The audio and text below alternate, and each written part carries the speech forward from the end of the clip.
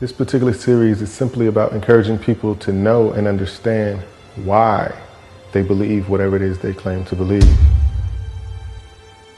There's normally no definite right or wrong when it comes to beliefs. However, there's often well thought out beliefs and well supported beliefs, as well as non-supported and thought out beliefs. Why choose the latter?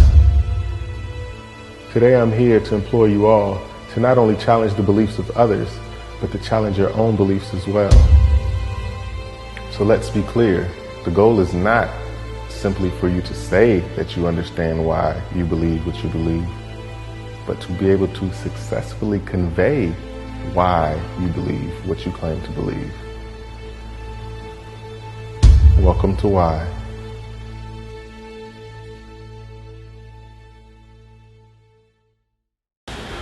Welcome back to Why. And today we're going to talk about the holidays. They're approaching, and this is a recurring thing, just as sure as the holidays come, the question why comes. A friend of mine said, hey, you're getting ready for Halloween, etc. No, that's not my thing. Why not? What about your daughter? You're not gonna let her go get some candy? My daughter has candy, but why? And the question to me, the more important question is, why do you celebrate Halloween? And not just Halloween, we're gonna talk about Christmas, we're gonna talk about Easter, we're gonna talk about St. Patrick's Day, February 14th, Valentine's, right? All of these days, they have origins. We need to look into the origin of these things. We need to know what these things are about. Not what we heard they're about, but what they are about. You understand? It doesn't matter what we think or why, I'll say this. You can't call a duck a cat and just hope that it's a cat now, right? So if the origin is this, then that's the origin. You changing the name or saying you change the meaning, you change the meaning, that doesn't change it. It is what it is. So we need to know why we're doing what we're doing, you know what I mean? And why we're passing this and teaching this to our kids. And not teaching our kids the whole thing, because that means we're lying to them, pretty much, right? But back to the Halloween thing, or anything, the question is really not for the non-participant to answer why they're not doing something. The question is for the person that, plans, invests their money, time, and effort into doing something. What made you get up and do that? Why are you doing all of that? That's really important. And a lot of people, of course they don't care.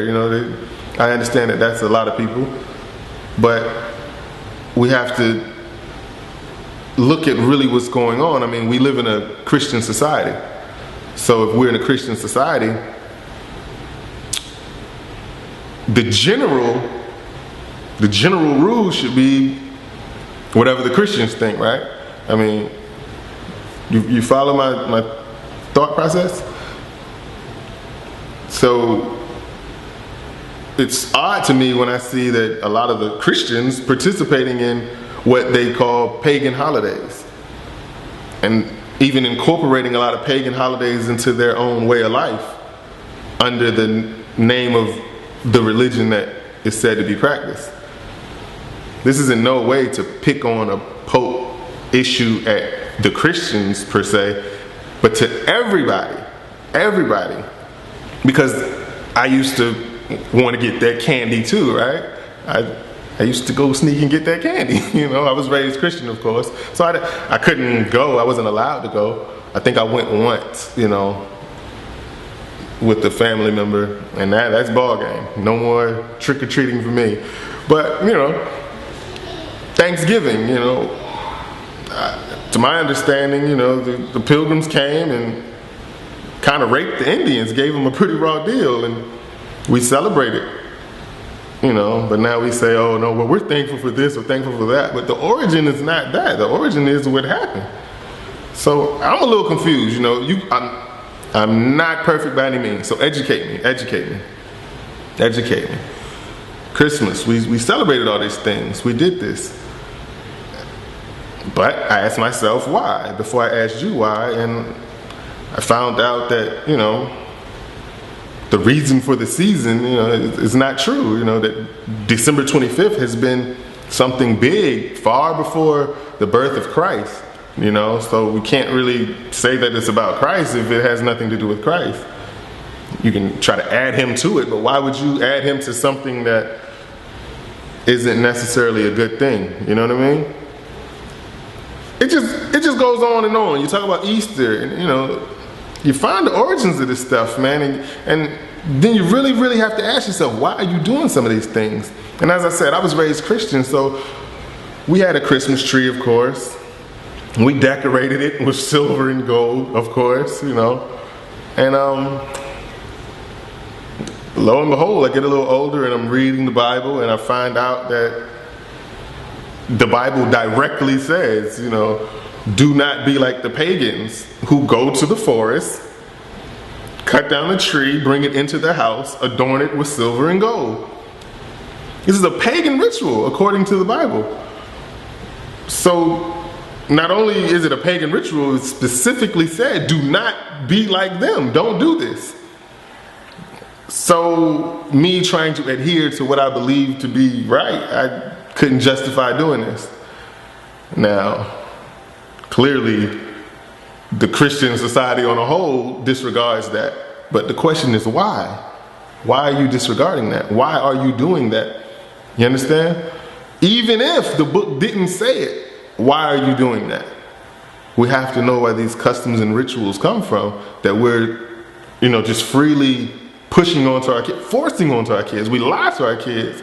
We just force them to come up a certain way, and we really need to know why. Because they're kids and they're going to ask why. I came up under because I said so.